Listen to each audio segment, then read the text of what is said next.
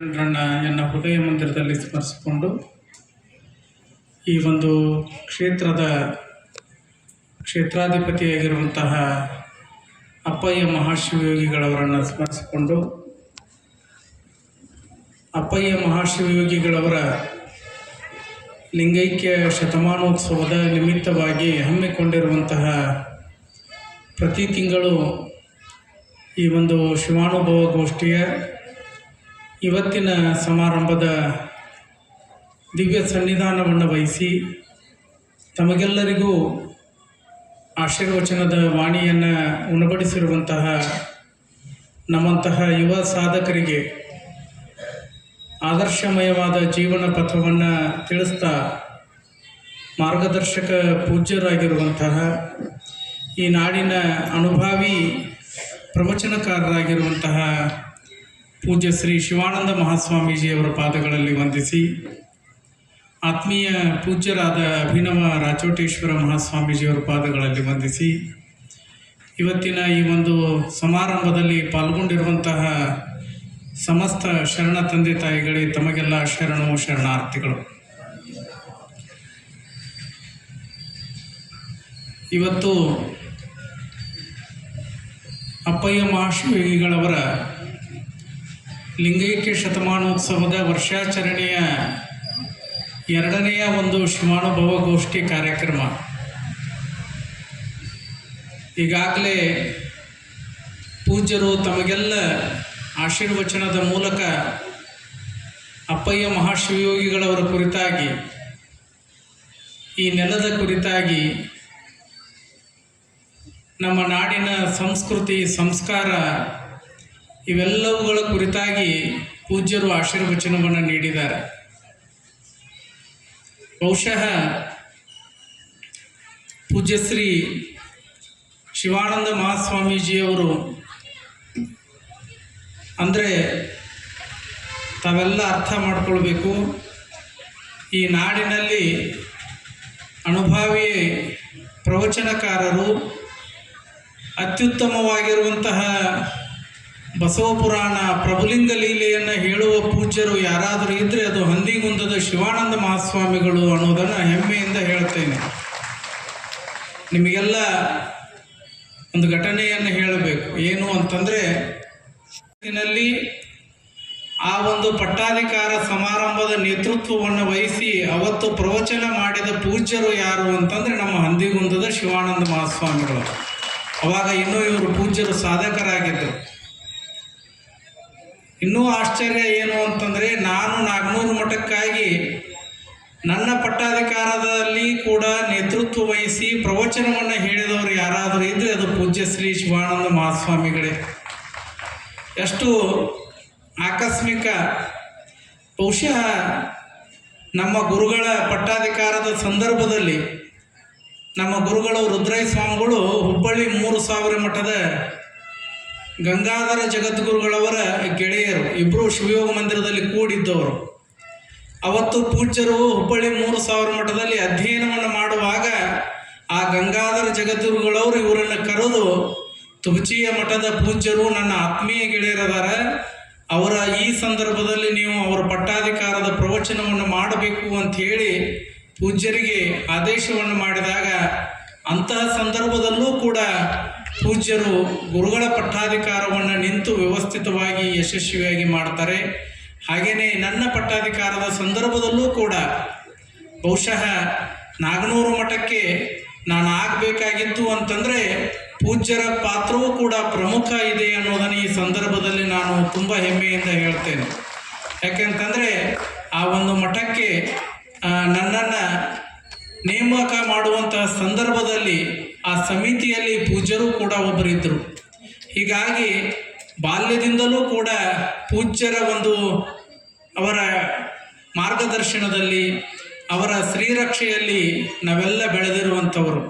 ಸುಮಾರು ವರ್ಷಗಳ ಕಾಲ ಪೂಜ್ಯರು ಪ್ರವಚನವನ್ನು, ಅನುಭವವನ್ನು ಈ ನಾಡಿಗೆ ನೀಡುವ ಮುಖಾಂತರ ಬಹುಶಃ ಈ ನಾಡಿನಲ್ಲಿ ಅತ್ಯುತ್ತಮವಾಗಿರುವಂತಹ ಆಧ್ಯಾತ್ಮದ ಅನುಭಾವಿಗಳಲ್ಲಿ ಪೂಜ್ಯರು ಒಬ್ಬರು. ಇವತ್ತು ಅಂತಹ ಪೂಜ್ಯರು ನಮ್ಮ ಐಗಳಿಗೆ ಗ್ರಾಮಕ್ಕೆ ಆಗಮಿಸಿ ನಮಗೆಲ್ಲ ಆಶೀರ್ವಾದವನ್ನು ಮಾಡಿದ್ದಾರೆ.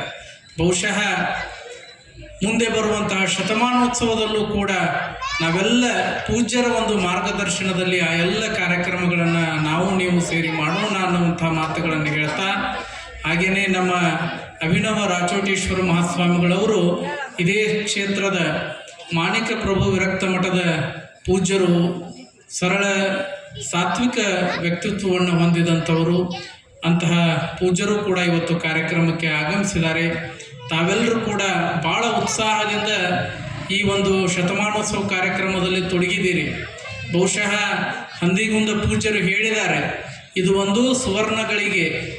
ಈ ಸುವರ್ಣಗಳಿಗೆಯಲ್ಲಿ ನಮ್ಮ ಮಕ್ಕಳು ಮೊಮ್ಮಕ್ಕಳು ಬಹುಶಃ ನಾವೆಲ್ಲ ಇರುವಂಥದ್ದು ಒಂದು ಐತಿಹಾಸಿಕವಾಗಿರುವಂಥದ್ದು.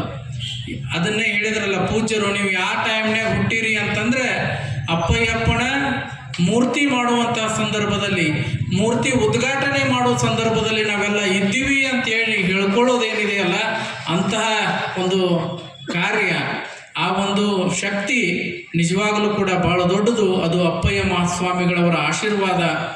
100 ವರ್ಷಗಳ ಹಿಂದೆ ಇದೇ ನೆಲದಲ್ಲಿ ಅಪ್ಪಯ್ಯ ಮಹಾಶ್ರೀಗಳವರು ತಪಸ್ಸನ್ನು ಮಾಡಿ ಜಾಗೃತ ಸ್ಥಳವನ್ನಾಗಿ ಮಾಡಿ ಹೋಗಿದ್ದಾರೆ. ಇವತ್ತು ಒಂದು ಮನೆಯಲ್ಲಿ ಕುಳಿತಾಗ ಆ ಮನೆಯಲ್ಲಿ ಅವರು ಬರೆದಿರುವಂಥ ಹಸ್ತಾಕ್ಷರಗಳನ್ನು ನಾನು ನೋಡಿದ್ದೇ ಇಲ್ಲ. ಅವರು ಬರೆದಿರುವಂಥ ಹಸ್ತಾಕ್ಷರಗಳನ್ನು ಕೂಡ ಇವತ್ತು ನೋಡುವಂತಹ ಒಂದು ಸಂದರ್ಭ ನಮಗೆ ಸಿಕ್ತು. ಬಹುಶಃ ಅಪ್ಪಯ್ಯ ಮಹಾಶ್ರೀಗಳವರು, ಅಥಣಿ ಶಿವಗಳವರು, ಬಿದಿರಿ ಕುಮಾರ ಶಿವಗಳವರು ಇವರೆಲ್ಲ ಸಮಕಾಲೀನರು.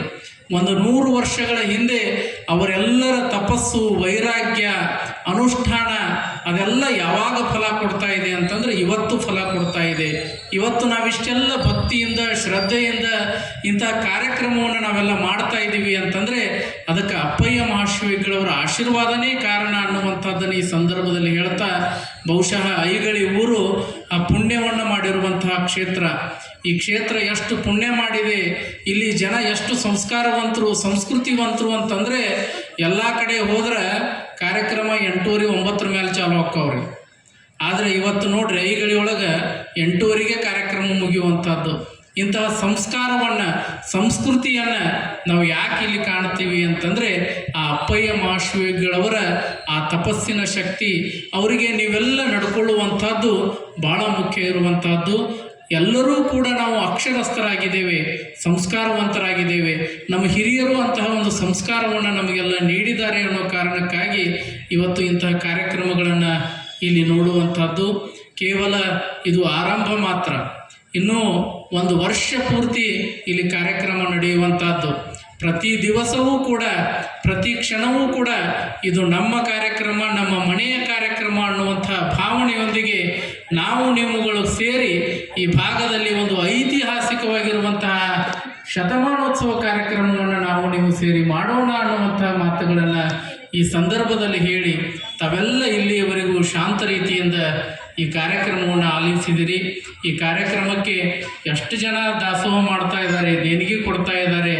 ನಿಜವಾಗಲೂ ಕೂಡ ಅಪ್ಪಯ್ಯ ಮುತ್ಯಾನ ಈಗ ಅದಾನ ಅನ್ನುವಂಥ ಭಾವನೆ ಇವತ್ತು ನಮ್ಮ ಊರೊಳಗೆ ಇದೆ ಅಂತಂದ್ರೆ ತಪ್ಪಾಗಲಿಕ್ಕಿಲ್ಲ. ಯಾರು ಯಾವ್ಯಾವ ಸೇವೆ ಮಾಡ್ತಾ ಇದ್ದಾರೆ, ಯಾರು ಬಸ್ಸಿನ ವ್ಯವಸ್ಥೆಯ ಸೇವೆಯನ್ನು ಮಾಡ್ತಾರೆ, ದಾಸೋಹದ ಸೇವೆಯನ್ನು ಮಾಡ್ತಾರೆ, ಹೂವಿನ ಸೇವೆಯನ್ನು ಮಾಡ್ತಾರೆ. ಇದೆಲ್ಲ ಅಪ್ಪಯ್ಯ ಮುತ್ಯ ಅವ್ರ ಮನಸ್ಸಿನಾಗ ಹೊಕ್ಕು ಇಷ್ಟೆಲ್ಲ ಸೇವೆಯನ್ನು ಮಾಡ್ತಾ ಇದ್ದಾನೆ. ಇವತ್ತು ನಮ್ಮ ಕಾರ್ಯಕರ್ತರು ಎಲ್ಲರೂ ಕೂಡ ದೇಣಿಗೆ ದಾಸೋಹವನ್ನು ಸಂಗ್ರಹ ಮಾಡೋಕ್ಕೆ ಭಕ್ತರ ಮನೆಗೆ ಹೋದ್ರೆ ಅವ್ರು ಹಂಗೆ ಬಿಡೋವರಂತ, ಎಲ್ಲರಿಗೂ ಪ್ರಸಾದವನ್ನು ಮಾಡಿಸೇನೆ ಬಿಡುವಂಥ ಒಂದು ಪರಿಸ್ಥಿತಿ ಬಂದೈತಿ. ಪ್ರತಿಯೊಬ್ಬರು ಕೂಡ ಅವ್ರ ಮನೆಗೆ ಬಂದಾಗ ನಮ್ಮ ಮನೆಯೊಳಗೆ ನೀವು ಪ್ರಸಾದ ಮಾಡ್ಕೊಂಡು ನಾವು ಹೋಗಬೇಕು ಅಂಥೇಳಿ ಯಾವ ರೀತಿಯಾಗಿ 12ನೇ ಶತಮಾನದಲ್ಲಿ ವಿಶ್ವಗುರು ಬಸವಣ್ಣನವರು ಈ ನಾಡಿಗೆ ದಾಸೋಹ ಪದ್ಧತಿಯನ್ನು ಹಾಕಿಕೊಟ್ಟರು. ಅದನ್ನು ಎಲ್ಲಾದರೂ ನಾವು ನೋಡ್ತೀವಂದ್ರೆ ಅದನ್ನು ಐಗಳಿ ಒಳಗೆ ನೋಡುವಂಥದ್ದು. ಇವತ್ತು ನೀವೆಲ್ಲ ಆ ಒಂದು ಕಾರ್ಯಕರ್ತರೆಲ್ಲರೂ ಸೇರಿ ಭಕ್ತರ ಮನೆಗೆ ದಾಸೋಹಕ್ಕೆ ದೇಣಿಗೆ ಸಂಗ್ರಹ ಮಾಡಕ್ಕೆ ಹೋದ್ರೆ ಅಪ್ಪಯ್ಯ ಮುತ್ಯಾನ ನಮ್ಮ ಮನೆಗೆ ಬಂದಾನು ಅನ್ನುವಂಥ ಭಾವನೆಯೊಂದಿಗೆ ಎಲ್ಲರನ್ನು ಸ್ವಾಗತ ಮಾಡಿ, ಪೂಜೆಯನ್ನು ಮಾಡಿ, ಆರತಿಯನ್ನು ಮಾಡಿಸಿ, ಅವರಿಗೆ ದೇಣಿಗೆಯನ್ನು ಕೊಟ್ಟು ಪ್ರಸಾದವನ್ನು ಮಾಡಿ ಕಳಿಸುವಂತಹ ಒಂದು ಸಂಸ್ಕೃತಿ, ಸಂಸ್ಕಾರ ಈ ನಾಡಿನಲ್ಲಿ ಎಲ್ಲಾದರೂ ಒಂದು ಕಡೆ ನೋಡ್ತಿದ್ರೆ ಅದು ಕೇವಲ ಐಗಳಿಯಲ್ಲಿ ಮಾತ್ರ ಅನ್ನುವಂಥ ಮಾತುಗಳನ್ನು ಈ ಸಂದರ್ಭದಲ್ಲಿ ಹೇಳಿ, ಅಜ್ಜವರು ಹೇಳಿದ ಹಾಗೆ ನಾವಿವತ್ತು ಏನು ಮಾಡಾಕತ್ತೀವಿ ಅಂತಂದ್ರೆ ಇವತ್ತು ನಾವು ಎಲ್ಲರೂ ಕೂಡ ನಾವು ಮಾಡ್ತಾ ಇರೋದು ಮುಂದಿನ ಒಂದು ಭವಿಷ್ಯದ ಬುತ್ತಿ ಇದು. ಇಷ್ಟ ತಲೆಯಾಗಿ ಇಟ್ಕೊಂಡ್ಬಿಟ್ರಿ ನೀವು. ನಾವು ನಮಗಿರ್ಬೋದು, ನಮ್ಮ ಮಕ್ಕಳಿಗಿರ್ಬೋದು, ಮೊಮ್ಮಕ್ಕಳಿಗಿರ್ಬೋದು ಬುತ್ತಿ ಇದು ನಮಗೀಗ ನಿಮಗೆ ಅನುಭವ ಅನಿಸ್ಬೋದು. ನಾವು ಇಷ್ಟೆಲ್ಲ ಮಾಡಾಕತ್ತೀವ್ರಿ, ಆಟ ತ್ರಾಸ ಐತ್ರಿ, ಎಂಟು ತ್ರಾಸ ಐತ್ರಿ ಅಂತ. ಆದರೆ ಭವಿಷ್ಯದಲ್ಲಿ ಅಪ್ಪಯ್ಯ ಮುತ್ಯ ನಮ್ಮನ್ನು ಎಂದೂ ಕೈ ಬಿಡಂಗಿಲ್ಲ ಅನ್ನುವಂಥ ಭಾವನೆ ನಿಮ್ಮೊಳಗಿತ್ತು ಅಂತಂದ್ರೆ ಅದು ನಿಮಗೆ ದೊಡ್ಡ ಶಕ್ತಿಯಾಗಿ ನಿಲ್ತದೆ ಅನ್ನುವಂತಹ ಮಾತುಗಳನ್ನು ಈ ಸಂದರ್ಭದಲ್ಲಿ ಹೇಳಿ, ತಾವೆಲ್ಲರೂ ವರ್ಷ ಪೂರ್ತಿ ಈ ಒಂದು ಕಾರ್ಯಕ್ರಮದಲ್ಲಿ ಪಾಲ್ಗೊಳ್ಳಬೇಕು. ಎಲ್ಲರೂ ಸೇರಿ ಈ ಕಾರ್ಯಕ್ರಮವನ್ನು ಯಶಸ್ವಿ ಮಾಡೋಣ ಅನ್ನುವಂಥ ಮಾತುಗಳನ್ನು ಹೇಳಿ ನನ್ನ ಎರಡು ಮಾತುಗಳನ್ನು ಮುಗಿಸ್ತೀನಿ. ಎಲ್ಲರಿಗೂ ಶರಣು ಶರಣ.